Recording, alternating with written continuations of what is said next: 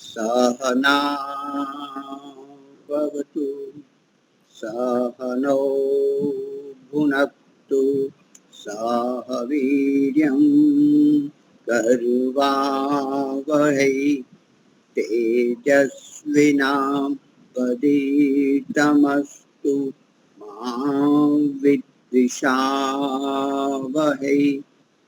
ओम शांति शांति शांति। सबको सादर नमस्ते जी। वैदिक प्रज्ञा व्याख्यान माला में आप सभी का हार्दिक स्वागत है। भजन के लिए एसएम जी सुशील भाई बहुत लंबे काल के बाद मिलना होगा। सुशील भाई गुप्ता, मेरी आवाज सुन रहे हो तो वो गा सकते हैं।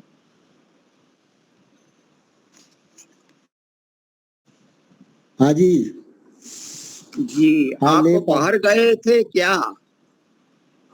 नहीं, वो बीच में जुड़ता था, थोड़ा मिसेज को डेंगू हो गया था तो 7-8 दिन अस्पताल में रही।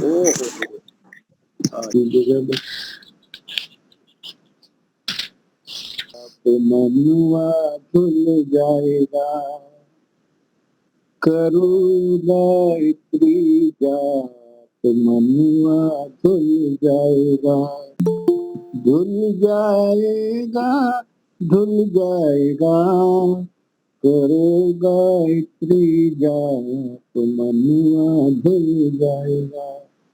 मारो जोर से ठाट, फाटक खुल जाएगा, मारो जोर से ठाट, फाटक खुल जाएगा। अमृत वेले ध्यान लगाओ, अमृत वेले ध्यान लगाओ, धीरे धीरे कदम बढ़ाओ, धीरे धीरे कदम बढ़ाओ, मन में करो अलाप, तो जनुआ धुल जाएगा, मन में करो अलाप, तो मनुआ धुल जाएगा, करोगा इतनी जात, मनुआ धुल जाएगा। राम श्याम ने इसको गाया, राम श्याम ने इसको गाया, चारों वेदों में है ये आया, राम श्याम ने इसको गाया, चारों वेदों में है ये आया। पढ़ कर देखो आप, पढ़ कर देखो आप, मनुआ धुल जाएगा, करो गायत्री जाप, मनुआ धुल जाएगा। दयानंद जी को आनंद आया, दयानंद जी को आनंद आया, योगी जनों ने योग से पाया, दयानंद को आनंद आया, योगी जनों ने योग से पाया। श्वास श्वास से नाप, मनुआ धुल जाएगा, श्वास श्वास से नाप, मनुआ धुल जाएगा। करू गायत्री जाप, मनुआ धुल जाएगा, करो गायत्री जाप, मनुआ धुल जाएगा। 100 वर्ष तक जीना चाहूं, 100 वर्ष तक जीना चाहूं, अमृत रस को तुम पीना चाहूं, 100 वर्ष तक जीना चाहूं, अमृत रस को पीना चाहूं। गायत्री है माँ और बाप, मनुआ धुल जाएगा, गायत्री मंत्र है माँ और बाप, मनुआ धुल जाएगा, धुल जाएगा, धुल जाएगा, करो गायत्री जाप, मनुआ धुल जाएगा। जीवन में जब कष्ट सताए, जीवन में जब कष्ट सताए, गायत्री माँ की गोद में जाए। जीवन में जब कष्ट सताए, गायत्री माँ की गोद में जाए। कर ले इसी का जाप, कर ले गायत्री मंत्र का जाप, मनुआ भूल जाएगा। कर ले मंत्र का जाप, मनुआ धुल जाएगा, धुल जाएगा, धुल जाएगा, धुल जाएगा, धुल जाएगा, करो गायत्री जाप, मनुआ धुल जाएगा। क्या मारो जोर से थाप, फाटक खुल जाएगा, करो गायत्री मंत्र का जाप, मनुआ खुल जाएगा। बहुत बहुत ही बढ़िया। पारुल जी, आप लेंगे, तैयार हो तो?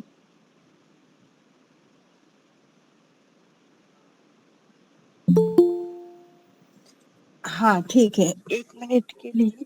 कल मैं जैसा सोचोगे तुम वैसा बन जाओगे, जैसा सोचोगे तुम वैसा बन जाओगे, जैसा कर्म होगा वैसा फल पाओगे, जैसा कर्म होगा वैसा फल पाओगे। सृष्टि कर्म का आधार है, खुद का कर लो दर्शन, यही जीवन का सार है, जैसा सोचोगे तुम वैसा बन जाओगे। मन में हो शुभ संकल्प तो जीवन में फिर दुख कैसा, जब अंतर में शुभ भावना दिल में सुख सावन जैसा। हार कर जो ना हारे, जीत उसी की होती है, घनघोर अंधेरे में भी जलती जगमग उसकी ज्योति है, जैसा देखोगे तुम वैसा बन जाओगे, जैसा सोचोगे तुम वैसा बन जाओगे। ये सूरज है तो है किरण, बादल है तो है पवन, प्राण है तो है तन मन, साथ सुरों में है सरगम। जो धरती है तो है सागर, जल थल है तो है जीवन, जीवन है तो है भगवन, जीवन है तो है भगवन, जैसा सोचोगे तुम वैसा बन जाओगे, जैसा कर्म होगा वैसा फल पाओगे। सृष्टि कर्म का आधार है, खुद का कर लो दर्शन, यही जीवन का सार है, यही जीवन का सार है। जैसा सोचोगे तुम वैसा बन जाओगे, जैसा कर्म होगा वैसा फल पाओगे। ओम नमस्ते, धन्यवाद। बहुत ही सुंदर। मैं अपने विचार प्रकट करता हूँ जो आगे पहले किए थे शांति मंत्र के। ओम गयस्वानो अमीवः वसुवित् पुष्टिवर्धना सुमित्र सोमनो भव सुमित्र सोमनो भव। ओम। हम परमात्मा से शांति मांगते हैं। शांति मंत्र का पाठ करके क्या शांति मांगने से शांति मिल जाती है? क्या वेद कहना चाहते हैं? यदि हमें शांति चाहिए तो जो शांत करने वाली प्रक्रिया है उसको सहयोग करे, उसके विरुद्ध बिल्कुल न चले, दूसरे शांत रहे, सभी शांत रहे, इस प्रकार का व्यवहार हम अपने प्रति और अन्य के प्रति भी करें तो शांति हो सकती है। मतलब हम सब मिलकर शांति का पालन करें और जो शांति के अवरोधक परिबल है उनको हटाए और शांति की स्थापना करें। शांति का शांति, सा शांति, कई शांति, वह शांति, इस प्रकार की 10 प्रकार की जो शांति पाठ में आते हैं उसमें द्यौ शांति, ओम द्यौ शांति, अंतरिक्षम शांति, आपः शांति, औषधयः शांति, वनस्पतयः शांति, विश्वे देवा शांति, ब्रह्म शांति, सर्वशांति, शांतिरेव शांति, सामा शांतिरेति। इस प्रकार की 10 प्रकार की शांति। शांति केवल बाहरी नहीं, हमारे अंदर भी शांति होनी चाहिए, तब बाहर की शांति भी वास्तव में उनका आह्लाद आनंद ले सकते हैं।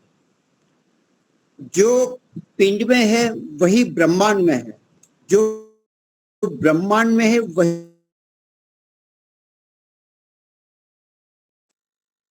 ब्रह्मांड में है। प्रकाश से सर्जन होता है, उसका चलन होता है और प्रलयन भी होता है। वैसे ही हमारे सभी का, जीवात्माओं का शरीर का मिलना, चलना और छूटना वैसे ही है जैसे ब्रह्मांड में है।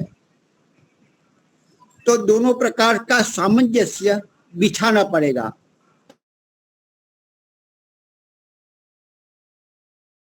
अपने अंदर भी और अपने बाहर भी, केवल अवस्था उस प्रकार का व्यवहार हमें करना होगा। देव शांति, जो स्वर्ग लोक है, प्रकाशमान लोक है, जिससे प्रकाशवान होते हैं वैसे भी लोक है, पर प्रकाशमान लोक, वो भी शांत है, शांति उसमें बनी रहे। सूर्य अपनी गति से व्यवस्थित चलता ही है, उनको विक्षेपित हम न करें। और भी आगे टेक्नोलॉजी बहुत आगे बढ़ेगी तो उनमें भी विक्षेप हम कर सकते हैं, तो उसमें भी शांति बनी रहे, सामंजस्य बना रहे। शांति मतलब ऐसी शांति नहीं जहां स्मशानवत मरघट की शांति हो, भय वाली हो, ऐसी शांति नहीं चाहिए। जहां भार हो, जहां दबाव हो, जहां कलुषितता हो, जहां तमसता हो, जहां अंधश्रद्धा हो, इस प्रकार की शांति नहीं चाहिए। जिस पर ज्यादा अंकुश बना रहता हो, ऐसी भी शांति नहीं चाहिए। अंदर से बाहर से सब ओर से हम खिल उठे, ऐसी शांति चाहिए। प्रसन्नता चाहिए, हृदय आह्लादक होना चाहिए। प्रेम, सहिष्णुता, समन्वय, सामंजस्य, ये सब कुछ हो तब हम शांति से जी सकते हैं। जहां स्वार्थ न हो, जहां घृणा ना हो, जहां द्वेष ना हो, ईर्ष्या ना हो, वहां शांति हो सकती है। जहां ज्यादा इच्छा न हो, ये चाहिए वो चाहिए, इसके बिना चलेगा ही नहीं, ये तो चलेगा ही, ये तो चाहिए ही, चाहे कुछ भी हो जाए।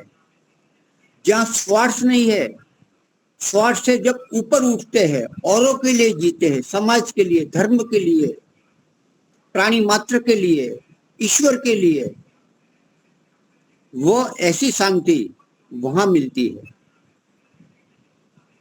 कर्तव्य पालन करने में हमें आनंद होता हो, अन्य के हित के लिए दौड़ने में हमें अंदर से उत्साह, आनंद आता हो, वैसी शांति चाहिए। हार्मनी वाली, संगतिकरण वाली शांति चाहिए।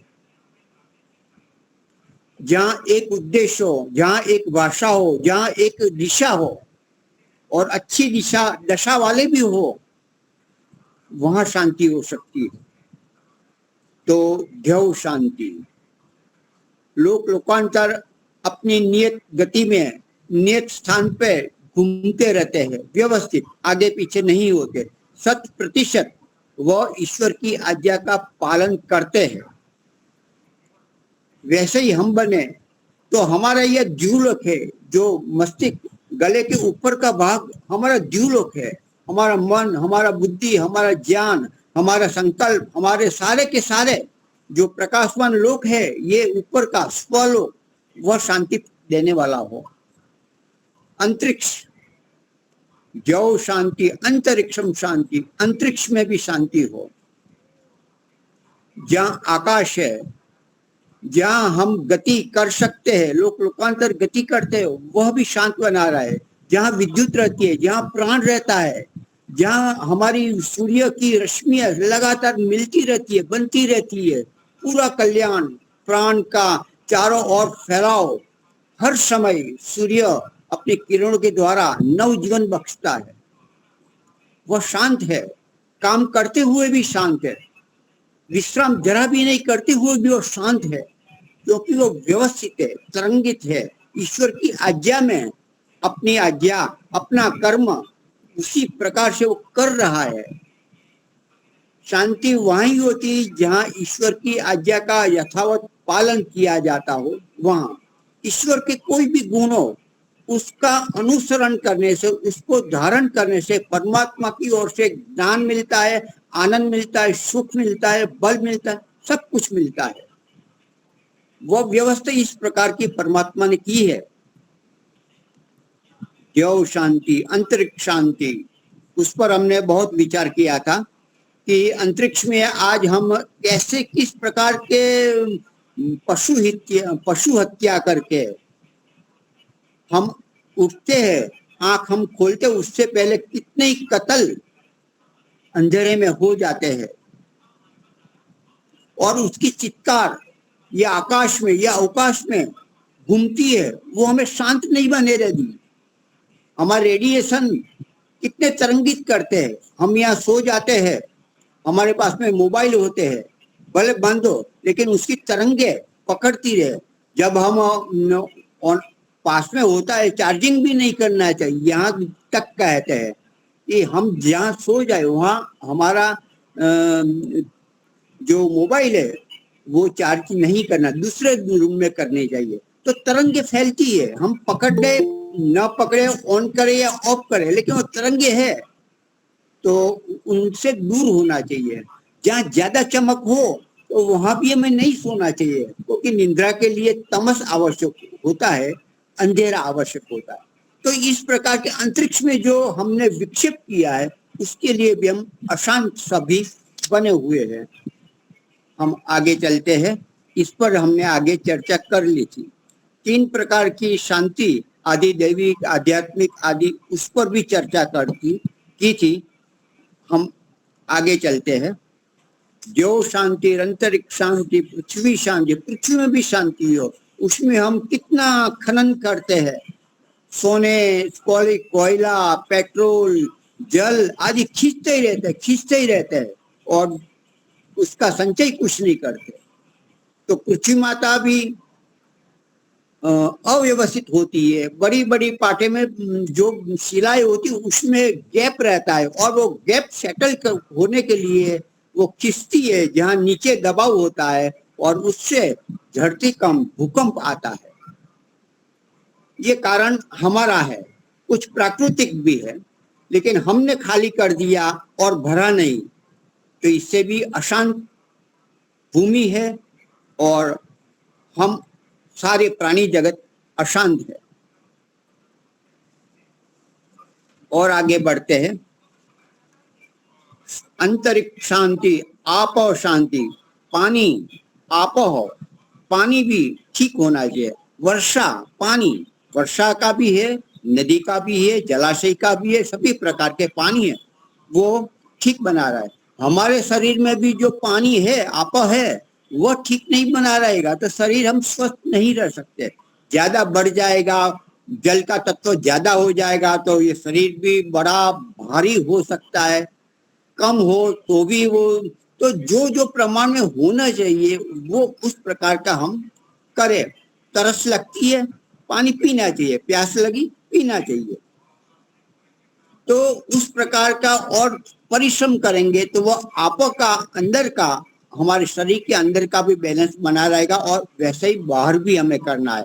आज वर्षा हो रही है, जहरीली वर्षा होती है, क्यों? क्योंकि हमने चारों ओर वायु के द्वारा जहर फैला रखा है। आगे बढ़ते हैं। आपो शांति, औषधय शांति, औषधि भी शांति देने वाली है, वनस्पति भी शांति देने वाली है। तो ये क्या है औषधि? औषधि किसको कहते हैं? जो फल आने पर पककर सूख जाती है और जो बहुत फल फूल वाली होती है वह औषधि होती है। फल आने पर पककर सूख जाए और बहुत फल फूल देने वाली होती है, उसे औषधि कहते हैं। और वनस्पति किसको कहते हैं? बिना फल आए ही जिनमें फल आते हैं, बिना फूल आए फल आते हैं, वो वनस्पतियां है। उसमें फूल आने की जरूरत होती नहीं, वो वनस्पतियां है। तो ये औषधि और वनस्पति हमें शांति देने वाली हो। हम ज्यादा कमाई करने के लिए अभी कुछ परिपक्व औषधि हुई नहीं, तोड़ डालते हैं, पूरा सत्व भी अभी भरा नहीं, तोड़ डालते हैं, और तो इससे हमारा जो चाहिए, जो उसके गुण चाहिए, वो प्रभावी नहीं होते। जिस अन्न के लिए, जिस वनस्पति के लिए, जिस औषधि के लिए जितनी मात्रा में सूर्य प्रकाश चाहिए, जितनी मात्रा में जल चाहिए, भूमि चाहिए, खाद्य चाहिए, और भी कुछ वातावरण, उनमें एक ऊर्जा, एक विशेष शक्ति भरने के लिए वो कितने ही तूफानों से वह सूर्य प्रकाश सहन करता है, वावाझोड़ा भी, पवन की सुसवाटे भी वो सहन करता है, और इस ठंडी भी, रात्रि भी, और तीव्र जो तीक्ष्ण धूप है वो भी सहन करता है। तो उसमें उर्वरा शक्ति इतनी गजब की होती है, और जो उसका ग्रहण करने वाले जो मनुष्य है वो भी बड़े ऊर्जावान होते हैं, तपस्वी होते हैं, और कुछ करके दिखाने वाले होते हैं। ऐसी ऊर्जा या औषधि वनस्पति, वृक्ष वनस्पति में भी होती है। तो इस प्रकार का उनका भी हम ठीक तरह से प्रयोग करेंगे तो हम वास्तव में शांति बनने वाले और बनाने वाले होंगे। आगे आगे भी हम देखते हैं, 5 मिनट भी नहीं है मेरे पास। सर्व शांति, सब जगह शांति हो, कोई ऐसा स्थान ना हो जहाँ शांति ना हो, जहाँ सूक्ष्म हो, स्थूल हो, प्रवाही हो, कुछ भी हो, जान गोचर हो या अगोचर हो, सब जगह शांति हो। शांति एवं शांति, ब्रह्म शांति, उससे पहले ब्रह्म शांति। ब्रह्म अर्थात ज्ञान, वेद का ज्ञान, सत्य ज्ञान, वह भी शांतिदायक हो। ज्ञान का हम दुरुपयोग कर रहे हैं, हम बड़े बड़े रॉकेट अवकाशयान छोड़ते हैं और वो गुप्तचर के द्वारा क्या क्या हो रहा है उसको जानने के लिए उस विद्या का दुरुपयोग करके हम विनाश की ओर जा रहे हैं। तो यह विद्या का अणु है, बहुत काम में आता है, लेकिन बनाकर जब विनाश करते हैं तो वो हमारे लिए मानवता भी खत्म हो जाती है, मनुष्य भी रहेगी नहीं, ये स्थिति आ रही है। तो यह ब्रह्म सत्य विद्या है, जब वेद विद्या है उसका ठीक उपयोग कल्याण के लिए किया जाए। तो इस प्रकार से यह ब्रह्म शांति ज्ञान का टेक्नोलॉजी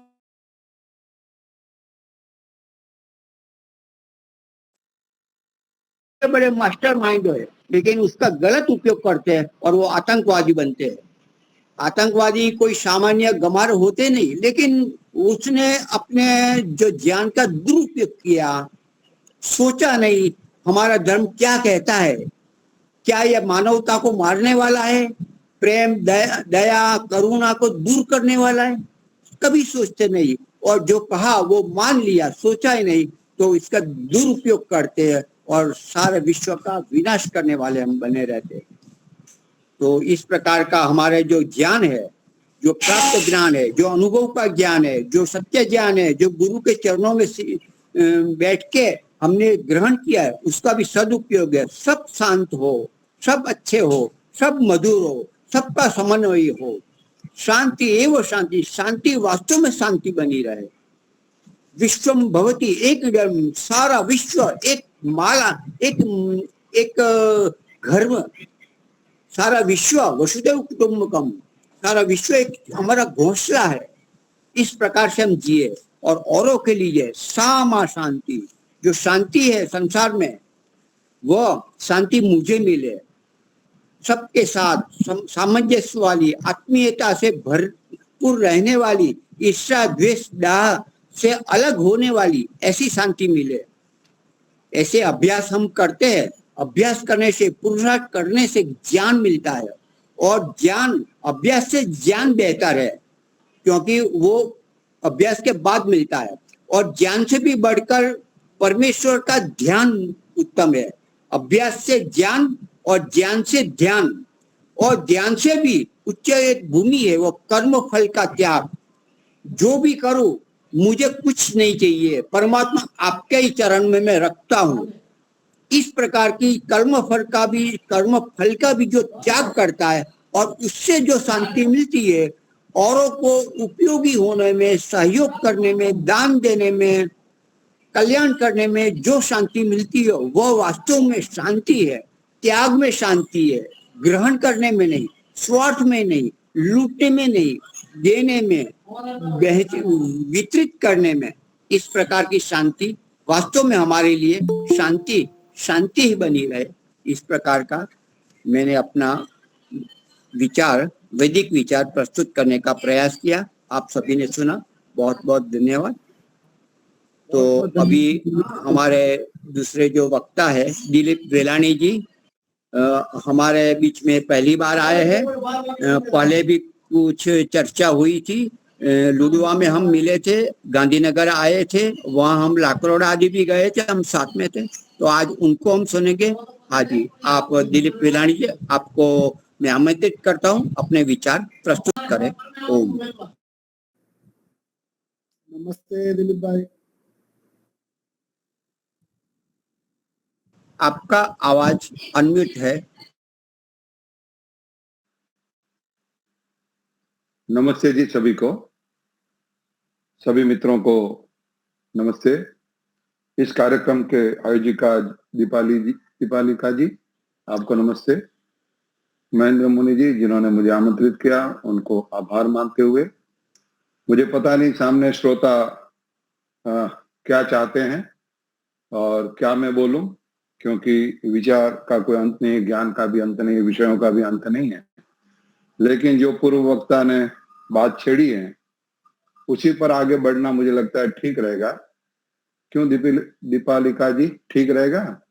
जो आगे पूर्व वक्ता ने बात छेड़ी है, तो शास्त्रों में एक वचन आता है, एक शब्द सम्यक ज्ञातः संप्रयुक्तः स्वर्ग लोके काम दुख भवति। बहुत ही सरल संस्कृत है। आप में से शायद सभी वैदिक धर्मी हैं, तो संस्कृत का आपको अभ्यास होगा ही थोड़ा बहुत। तो इसमें कहते हैं कि एक ही शब्द, एक शब्द सम्यक ज्ञातः, अच्छी प्रकार से उसका परिज्ञान कर लिया जाए, संप्रयुक्तः, केवल जानकारी ना ले, उसका प्रयोग भी करे, संप्रयुक्तः स्वर्गलोकः, अर्थात सुख विशेष की प्राप्ति कराने वाला एक शब्द वो बनता है। काम दुख भवति, आपकी इच्छाओं की भी, कामनाओं की तृप्ति करता है। तो यहाँ पर जो पूर्व वक्ता ने बार बार शांति शब्द का उच्चारण किया है, तो मुझे लगता है कि हम शांति शब्द पर ही चिंतन करें तो ठीक रहेगा। श्रोताओं से मैं अनुमति मांगता हूं। हाँ जी, हाँ जी, हाँ जी। ठीक है। अब जब शांति शब्द से हम बात चालू करते हैं, तो शांति का किससे संबंध है? पहला सवाल। शांति से आगे और पीछे क्या स्थितियां होती है? दूसरा सवाल। और वह शांति किस प्रकार से हम प्राप्त कर सकते हैं? तीसरा सवाल। इन 3 सवालों पर मैं अपना जो अनुभव है वो मैं आपसे शेयर करना चाहूंगा। प्राय मैं प्रवचनों से बचता हूं, मैं प्रश्नोत्तर करता हूं, और प्रश्नोत्तर से सामने वाले की जो आवश्यकता है उसकी पूर्ति करने का मैं प्रयास करता हूं। क्योंकि ये ऑनलाइन है, तो हम एक दूसरे को देख नहीं सुन रहे हैं, तो जान नहीं पा रहे हैं कि कौन श्रोता क्या सोच रहा है, क्या है, किस आयु का है। लेकिन अब शांति के लिए, शांति का जो संबंध है, पहला सवाल वो है मन से। एक ही वाक्य में कहें तो शांति जो है वो मन की होती है। और आगे पीछे जो 2 शब्द होते हैं शांति के, वो होता है सुख, और पीछे का शब्द है वो आनंद। अर्थात मनुष्य जीवन में हमें 3 वस्तुओं की अपेक्षा रहती है। पहला है सुख, दूसरी है शांति, और तीसरा है आनंद। अब सुख का संबंध है वो शारीरिक है। शारीरिक स्तर पर स्वस्थता, निरोगिता, बल, वो सुख की निशानी है। कोई रोगी हो जाए तो वो दुख का अनुभव करता है। तो जो सुख है वो है शारीरिक स्तर पर। और उसके बाद वाला शब्द है वो आनंद है, वो है आत्मिक स्तर की बात, आध्यात्मिक बात है। वो आगे की बात है। अष्टांग योग की में बात करें तो वो अंतरंग योग की बात है, जिसमें धारणा, ध्यान और समाधि की बात है, जिसमें हम परमात्मा से आनंद की अनुभूति करते हैं। तो ये रहा आनंद की बात, और एक तरफ है सुख। अब ये दोनों ही शब्दों को छोड़कर जो मूल विषय है वो शांति है। वो है मानसिक, मन की शांति। ये मन की शांति के लिए हमें मन को भी समझना होगा, क्योंकि मन को बिना समझे हम शांति को प्राप्त नहीं कर सकते हैं। तो योग दर्शन में समाधि पाद में एक सूत्र आता है, और वहां पर जो मन है उसकी 5 प्रकार की अवस्थाएं, भूमियां बताते हैं। वो कहते हैं क्षिप्तम, मूढ़म, विक्षिप्तम, एकाग्रम, निरुद्धम इति।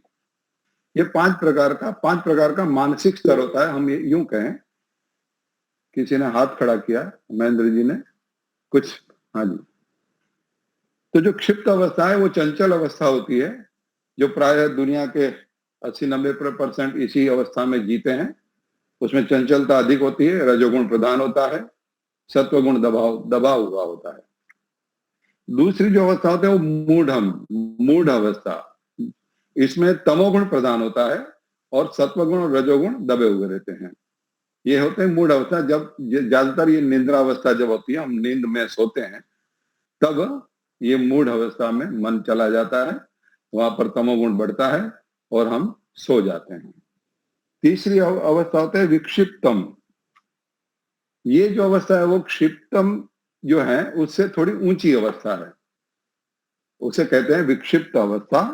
और उसमें सत्वगुण उभरना प्रारंभ होता है और रजोगुण दबना प्रारंभ होता है। हम रजोगुण को दबाते हैं, चंचलता को दबाते हैं, और सत्वगुण की स्थिरता जो है, प्रसन्नता जो है, जो ज्ञान और वैराग्य के जो भाव हैं वो थोड़े थोड़े जागृत होते हैं। जैसे हम सत्संग में कहीं जाते हैं या स्मशान में जाते हैं कभी, तो जिसको कहते हैं स्मशान वैराग्य हो जाते, तब लगता है कुछ भी नहीं है, हाँ ये ऐसे ही हम पीछे पड़े हुए धन के पीछे, जीवन का उद्देश्य ये नहीं है धन, हाँ परिवार को समय देना चाहिए, समाज को देना चाहिए, आध्यात्मिक उन्नति करनी, ऐसे ऐसे अच्छे सात्विक गुण अथवा सात्विक विचार उभरते हैं। तो ये क्या है, ये टेम्पररी है, लेकिन ये हमारे मन की विक्षिप्त अवस्था है। ये अच्छी अवस्था है क्षिप्त से। और हम इसीलिए ये जो अभी श्रवण करते हैं, सत्संग करते हैं, उसमें भी हमारा मन जो है वो क्षिप्तम से विक्षिप्तम की ओर बढ़ता है, ज्ञान का हमारा स्तर बढ़ता है, जो हमारे संस्कार हैं ज्ञान के वैराग्य के वो उभरते हैं। तो इस प्रकार से ये तीसरी अवस्था है। लेकिन यहाँ तक रुकना नहीं होता है, और ये जो है वो योग की अवस्था नहीं होते हैं। अब उसके बाद वाली जो दो अवस्था है उसको योग कहते हैं। योगस चित्त वृत्ति निरोध। चित्त की वृत्तियों में जो पिछली दो जो वृत्तियां हैं, विचार हैं, जिसको हम एकाग्रम और निरुद्धम अवस्था कहते हैं। एकाग्र अवस्था जिसमें मन को शांत करते हुए किसी एक विचार पर साधक अपने मन को टिका देता है धारणा के अभ्यास के द्वारा, और फिर एक ही विचार को करता है। ये एकाग्रता की अवस्था होती है। और उसके बाद लंबे काल के अभ्यास के बाद श्रद्धा पूर्वक वो किसी विशेष शब्द, गायत्री मंत्र, ओम इत्यादि को पकड़ते हुए उसी में उसका चिंतन करते हुए, अर्थ पूर्वक जप करते हुए वो आगे की अवस्था में, समाधि अवस्था में जाता है। और समाधि में भी अनेक भेद हैं, तो उसको हम अभी छोड़ देंगे यहाँ पर। तो अब है बात शांति की। तो ये जो शांति प्राय जो हम चाहते हैं वो चंचल अवस्था से विक्षिप्त अवस्था की हम शांति की चाहना करते हैं, कि हम कम से कम मानसिक रूप से अशांत न हो, तनाव युक्त न हो या उदासीन न हो। तो ये जो अवस्था है वो कैसे प्राप्त की जा सके, उसकी क्या विधि है, वो हम कुछ अभी, मुझे शायद 15-20 मिनट है मेरे पास, तो उसमें हम उसकी चर्चा करेंगे कि मानसिक शांति को प्राप्त करने के उपाय क्या है।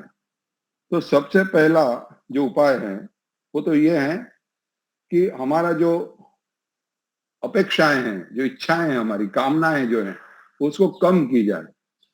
प्राय व्यक्ति दुखी होता है अपनी कामनाओं के कारण, इच्छाओं के कारण, और इच्छाएं कभी पूरी नहीं होती है। इच्छाएं जो है असीम होती है। अगर आज एक व्यक्ति की ऐसी इच्छा है कि उसको महीने में 25-50 हजार मिल जाए तो वो खुश हो जाता है या खुश रहेगा, ऐसा मानता है। तो वो 25-30 हजार में से 40-50 हजार तक की पहुंच बना लेता है और कमाने लग जाता है। तो जैसे ही कमाने लग जाता है 50 हजार, तब उसकी इच्छा जो है 50 हजार से लाख पर पहुंच जाती है कि नहीं नहीं ये तो कम है, ठीक है।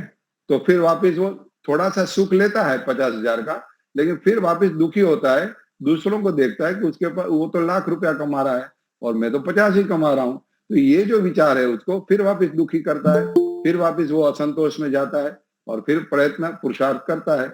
इस प्रकार जीवन भर करता है, लेकिन उसकी जो इच्छा है वो पूर्ति नहीं होती। चाहे वो फिर महीने में 5 लाख भी कमाने लग जाएगा, तब भी वो 50 लाख वाले को देखेगा।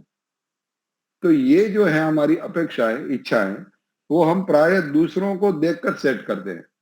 तो उसमें सबसे पहली हमारी जो गलती है वो हमें ये सुधारना है कि हमारी अपेक्षा, बिना कामना तो कोई काम करेगा ही नहीं।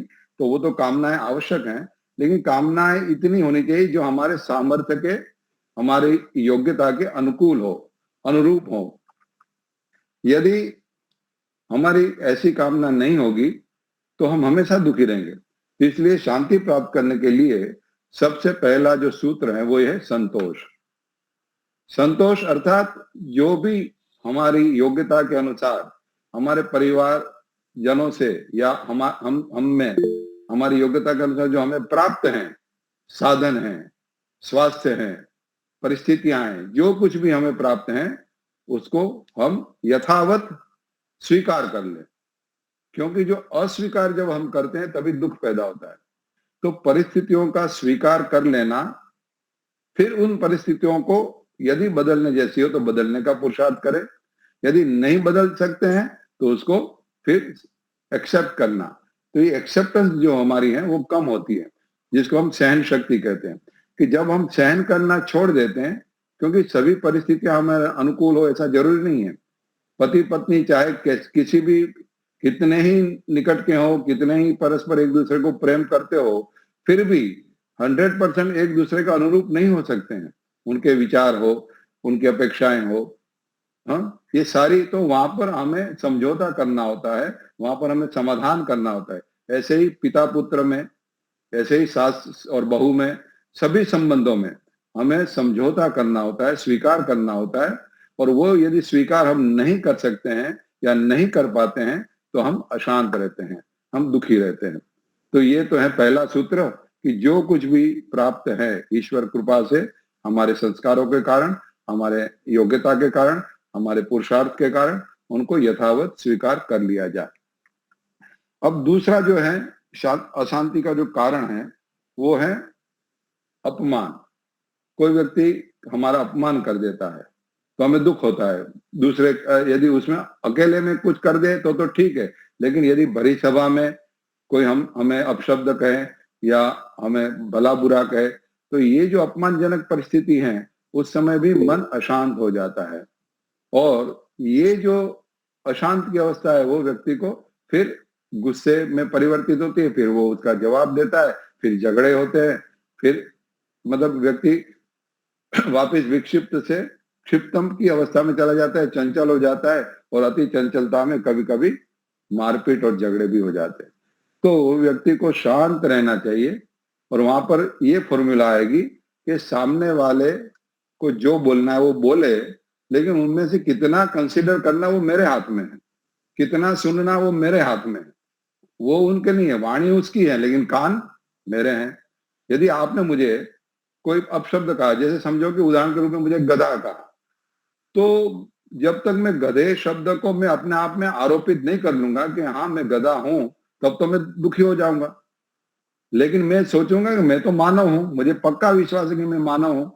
मैं आसपास देखूंगा, भाई कोई तो है नहीं, मुझे ही कह रहे हैं, तो उनकी या तो बोलने में ही वो है, या तो मुझे वो उकसाना चाहते हैं। और वो उकसाना चाहते हैं तो मुझे तो उकसाना नहीं है, क्योंकि मैं तो शांत हूं, मुझे शांत रहना है। मेरे जीवन का लक्ष्य क्या है? मुझे शांत रहना है, दूसरों को भी शांति देनी है। अगर सामने वाले की योग्यता नहीं है मुझसे शांति लेने की, तो छोड़ दो उसको, फिर उसको ज्ञान बांटने की जरूरत नहीं होती है, न उससे चर्चा करने की जरूरत है। कभी कभी हम वाद विवाद में फंस जाते हैं। और प्रायः हमने देखा है कि आर्य समाज के संपर्क में जो आते हैं ना, वो प्रायः पौराणिकों से बिना मोल कुछ न कुछ वाद विवाद में पड़ जाते हैं कि ये मूर्ति पूजा ठीक नहीं है, आप ये कर रहे हैं। हम मतलब उसको उपदेश देना चालू कर देते हैं। प्राय हम ये गलती करते हैं, और उससे हमारे संबंध में तनाव आ जाता है। तो तनाव में वो भी अशांत हो जाते हैं, और वो हमारा नहीं मानते तो हम भी अशांत हो जाते हैं, वो चाहे नजदीकी रिश्तेदार भी क्यों ना हो। तो सामने वाला जो मानता है इतने सालों से, वो आपकी एक दो मिनट मीटिंग से या एक दो चर्चा सभा से वो बदलने वाला नहीं है, ये ध्यान रखना है। और दूसरा कि हमें किसी को सुधारना नहीं है। हम प्राय ये गलती क्यों और कैसे करते हैं कि हम दूसरे को करेक्ट करना चाहते हैं बिना कनेक्ट हुए। अब मैं आप सबसे कनेक्ट इतना नहीं हूं जितना होना चाहिए। मैं नहीं जानता आप कौन है, क्या स्तर के हैं, कहाँ के हैं। तो विदाउट कनेक्टिंग योरसेल्फ, मेरे और आपके बीच में यदि वो रिलेशनशिप नहीं क्रिएट हो रही है, तो मैं आपको कुछ भी नहीं कह सकता हूं। कुछ भी कहने का मेरा अधिकार ही नहीं है, क्योंकि जब तक हम कनेक्ट नहीं है तो सामने वाला करेक्ट नहीं होगा। और हम सब प्राय ये गलती बहुत बड़ी करते हैं, बिना कनेक्ट हुए हम दूसरों को करेक्ट करना चाहते हैं, सुधारना चाहते हैं। तो सुधारने से पहले जुड़ाव होना चाहिए हमारा, उसके साथ प्रेम से मैत्रीपूर्ण संबंध हमारे कायम बनने चाहिए। उसके लिए जो प्राथमिक आवश्यकता है कि हम शांत हो, चाहे वो हमें उकसाए, चाहे हमें कुछ अपमान करे, चाहे हम हमारी अवगणना करें, हमारी उपेक्षा करें, तब भी हमारी मानसिक स्थिति परिवर्तित नहीं होनी चाहिए। यदि हम ये कर पाते हैं तब तो हम अपने मन के राजा हैं, अन्यथा हम भी उनके जैसे ही हैं। वो जो अवस्था में है उसी अवस्था में हमें, तो हमारे में उनमें फर्क क्या रहा। और उसके लिए जो आवश्यकता है वो है साधना की।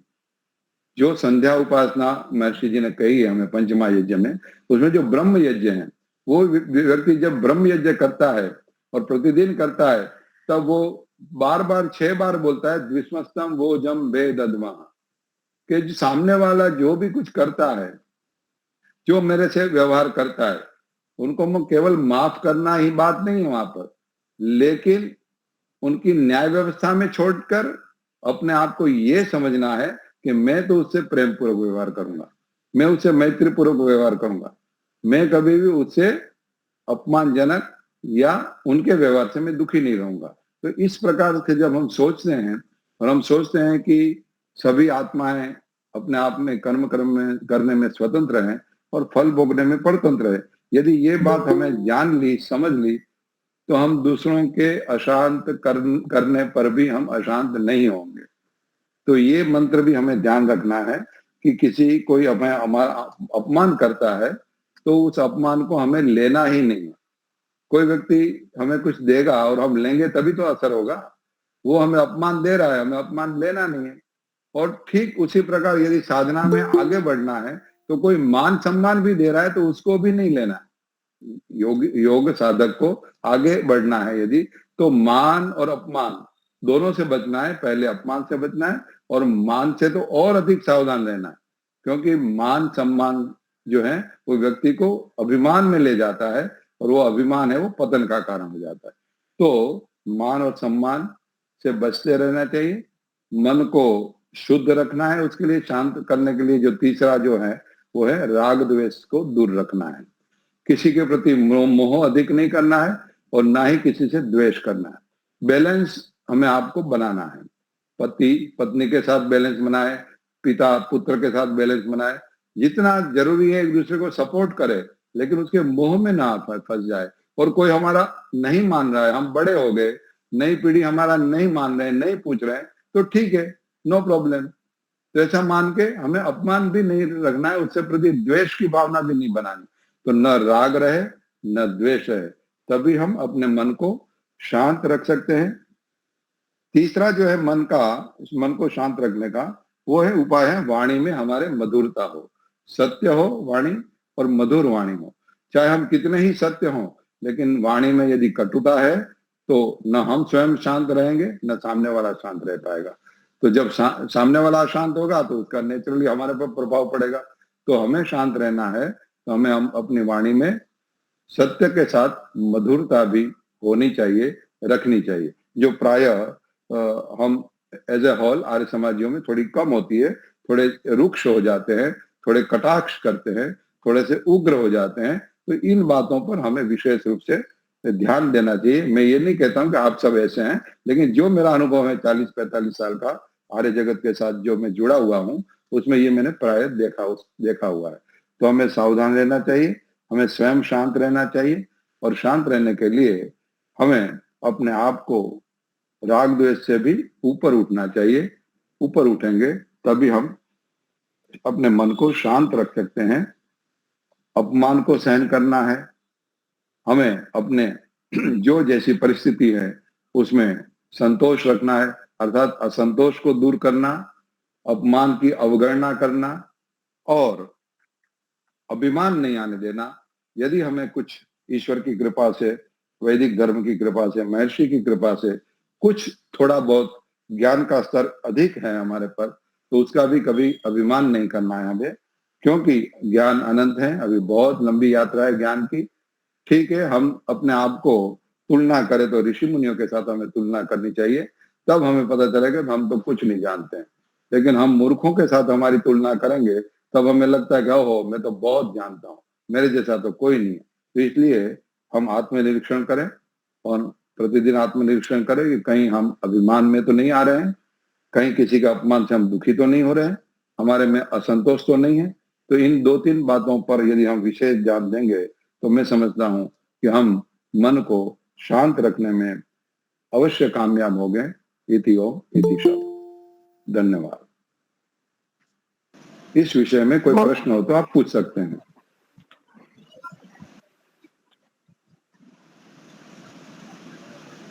नमस्ते जी। हाँ जी बोलिए। अपमान सहन करने की जो बात आई वो तो तप के अंतर्गत आ जाता है ना। हाँ जी। मैम अपमान सहन करने की बात आई है, अपमान सहन करे, लेकिन वो हाँ जी। तप के अंतर्गत आ जाएगा ना। हाँ, वो तप के अंतर्गत है। हाँ, वैसे तो वो सारे ही तप, स्वाध्याय, ईश्वर परिज्ञान, क्रिया, योग सूत्र के अंतर्गत है। ये तो बोलने की बात है। हाँ, द्वंद्व को सहन करना। द्वंद्व को सहन करना। तपो द्वंद्व सहनम सूत्र के आधार पर सुख दुख, हानि लाभ, मान अपमान इत्यादि आते रहते हैं। जैसे गीता में भी कहा है ना, समत्वम योग उच्यते, सुखे दुखे समो कृत्वा, लाभा लाभे जया जय, सिद्धि असिद्धि समो भूत्वा, समत्वम योग उच्यते। तो वहां योग की परिभाषा में कृष्ण भगवान यही कहते हैं। तब की बात है कि सुख दुख, हानि लाभ, मान अपमान होते रहेंगे जीवन में, लेकिन उसमें समता का भाव रखना है। यही आगे योग में बढ़ने की, वो तो कहते हैं समत्वम योग उच्यते। तो यही बात है जो आप कह रहे हैं, बात ठीक है कि अपमान को सहन करना वो तप के अंतर्गत आएगा। आपकी बात ठीक है। धन्यवाद धन्यवाद। हाँ जी, और कोई प्रश्न? मैं आपको थोड़ा परिचय ये भी दे देता हूं कि मैं योग टीचर भी हूं, कई वर्षों से योग क्लास चलाते हैं, और पिछले दिनों में हमने 3 दर्शन को पूरे किए हैं। व्यास भाष्य के साथ योग दर्शन, फिर सांख्य दर्शन को पूरा किया है पढ़ के। अभी वेदांत दर्शन हमारा चलता है, वैशेषिक भी पूरा हो गया है, वेदांत दर्शन में पढ़ रहा हूं अभी। तो उस दृष्टि से, और काउंसलिंग भी कई वर्षों से करता हूं मैं, व्यक्तिगत काउंसलिंग। तो इस दृष्टि से मन और मन के साथ जुड़ी हुई समस्याओं के बारे में यदि किसी को व्यक्तिगत भी मेरे से बात करनी है, अपनी जाहिर में नहीं करनी है, तो मैं उसको निस्वार्थ निशुल्क सेवा देने के लिए सदा तत्पर रहूंगा।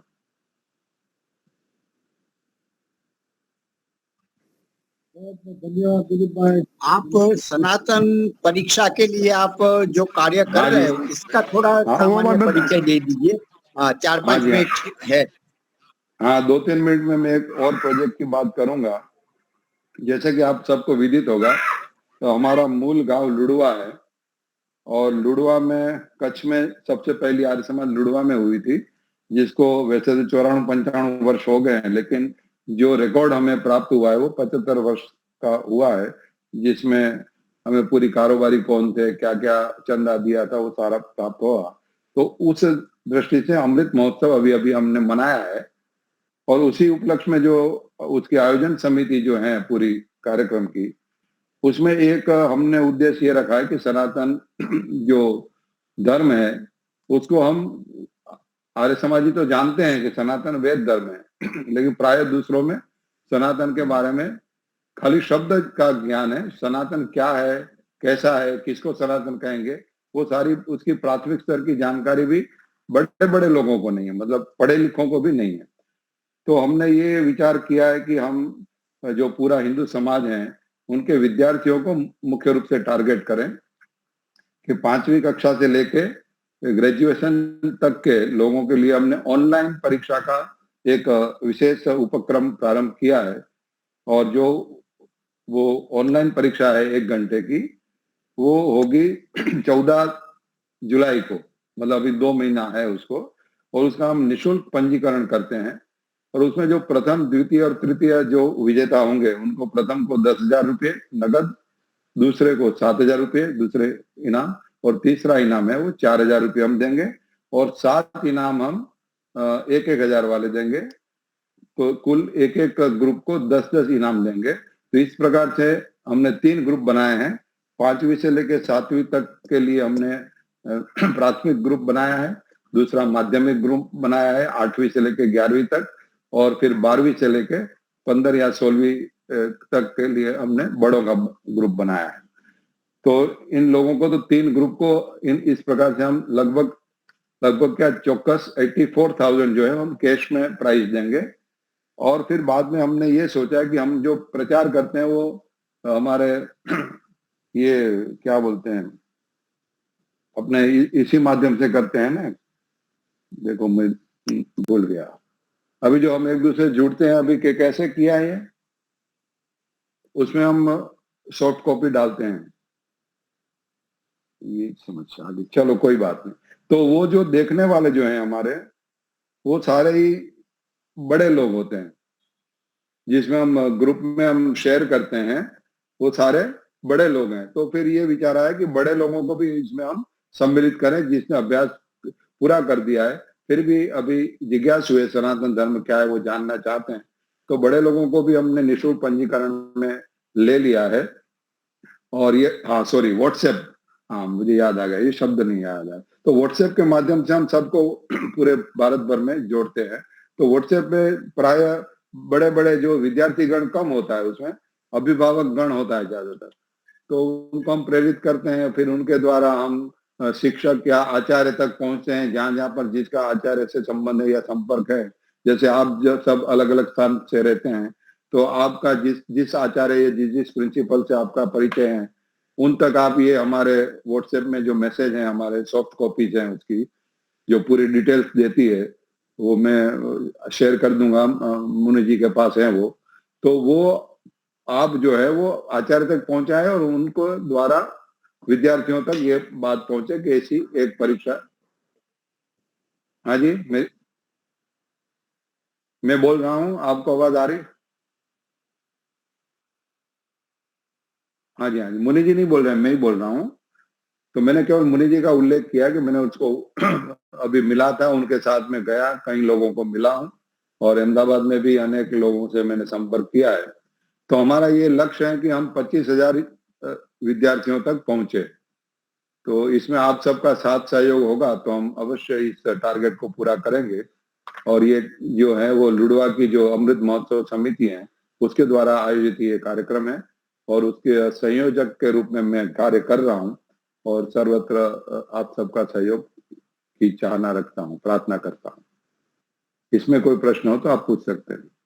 और इसमें विशेष ये है कि इसमें हमने स्वामी दयानंद जी के जो लघु पुस्तिकाएं हैं, जैसे व्यवहार भानु है, आर्योदेश रत्नमाला है, स्वमंतव्य मंतव्य प्रकाश है, ऐसा बाल सत्यार्थ प्रकाश है, ऐसे छोटी छोटी पुस्तिकाओं को हमने स्थान दिया है और उसी के आधार पर हम क्वेश्चन आंसर पूछेंगे और सबको अपने अपने मोबाइल से ही जुड़ना है और उसमें 4 ऑप्शन रहेंगे, 4 में से एक को टिक करना है और इस प्रकार से ये परीक्षा रहेगी। तो इसमें कोई खर्च नहीं है, आप भी इसमें जुड़ सकते हैं। सभी आपके बच्चों को, आपके पोते पोतियों को, आपके दोते दोतियों को भी जोड़ सकते हैं और आसपास में जो भी विद्यार्थी है उसको आप जोड़िए, ऐसी हम प्रार्थना करते हैं। हाँ, आपने जो लिंक भेजा है वो मैं ग्रुप में रख दूंगा। आप मुझे भेजेंगे वो मैं ग्रुप में रखूंगा। मैं पूरी माहिती और भेज दूंगा और लिंक भी भेज दूंगा।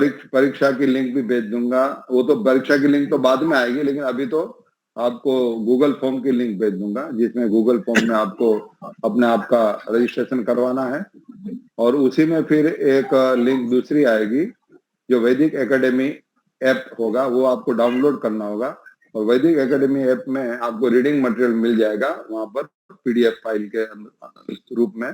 तो आप वो पीडीएफ फाइल को पढ़ के या डाउनलोड करके उसको पढ़ सकते हैं। अभी 2 महीना है, काफी समय है।